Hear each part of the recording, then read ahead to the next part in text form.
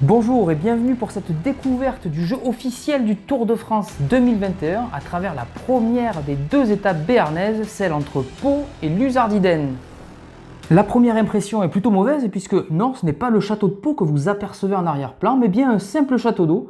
On n'a pas vraiment compris le pourquoi du comment, ce qui est sûr c'est que Pau est à peu près aussi bien modélisé que le visage des coureurs, qui à part leurs maillots respectifs se ressemblent tous trait pour trait.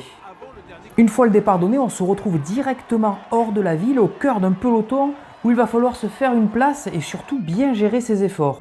Après quelques minutes de course, les premières difficultés s'annoncent, tandis que la côte de Pardis-Pietat a déjà bien entamé les réserves d'énergie des coureurs.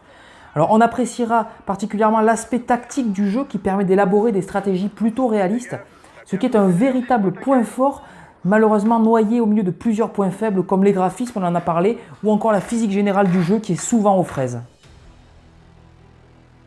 On bascule ensuite sur Mourenx-Libourne, seconde étape béarnaise de ce Tour de France.